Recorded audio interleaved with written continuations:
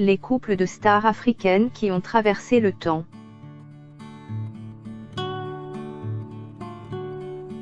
Dans notre société actuelle où les infidélités et divorces sont monnaie courante dans le showbiz, certains couples réussissent à rester solides et soudés. Certes, certains d'entre eux ne sont pas forcément des modèles de fidélité, mais comme on le dit, c'est pour le meilleur et le pire. Et même dans l'adversité, ces couples ont conservé l'image de la famille forte contre vent et marée. Mais avant de commencer, n'hésitez pas à liker la vidéo et si vous êtes nouveau sur la chaîne, n'oubliez pas de vous abonner et d'activer la notification pour ne rater aucune de nos prochaines vidéos. En premier, nous avons l'honneur de vous présenter ce couple qui inspire respect et l'admiration. Ils ont pour passion commune, la musique. Amadou et Mariam se rencontrent en 1975 pour la première fois. Le jeune Amadou est un chanteur débutant et sa future épouse enseigne la musique et danse à l'Institut des jeunes aveugles de Bamako. C'est d'ailleurs dans ce centre qu'ils font connaissance. Leur amour pour la musique forge leurs sentiments. Ils décident de monter le groupe en 1980 et se marient la même année. La suite on la connaît, le succès international, des voyages autour du monde. 37 années plus tard, ils sont toujours aussi heureux avec une grande famille de 3 enfants. Nous connaissons tous la célèbre chanteuse d'origine béninoise Angélique Kidjo.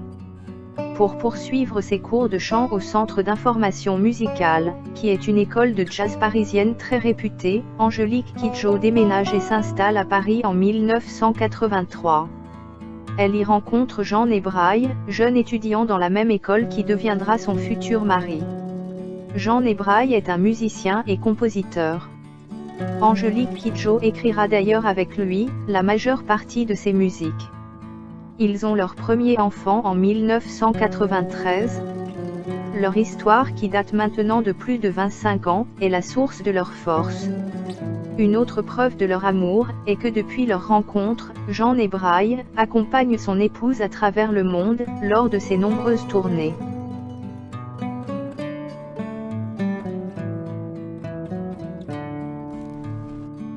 L'ancien footballeur international ivoirien Bonaventure Kalou et son épouse ont décidé de jouer la carte de la discrétion et vivent à l'abri des regards indiscrets depuis de longues années, entourés de leurs 3 enfants.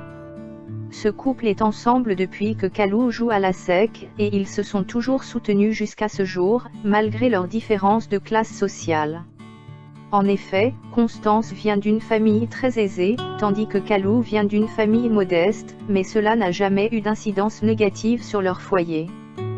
Constance a soutenu son mari, jusqu'au jour où Kalou Bonaventure signa son premier contrat professionnel en Hollande.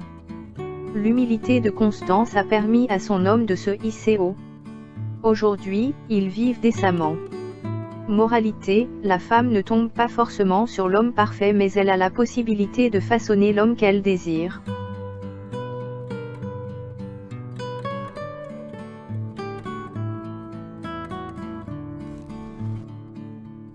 Samuel et Georgette se sont connus à Paris alors que Samuel Eto'o était encore footballeur amateur.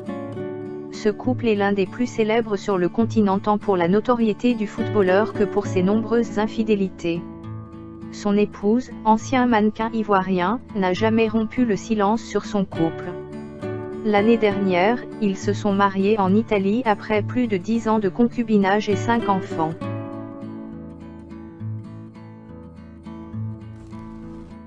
Comme on le dit en langage populaire ivoirien, Asalfo a marié sa femme de galère. Le lead vocal du groupe Magic System est marié depuis 2007 à Hélène Yaaka. Mais ils vivent ensemble depuis longtemps, bien avant le succès mondial du groupe.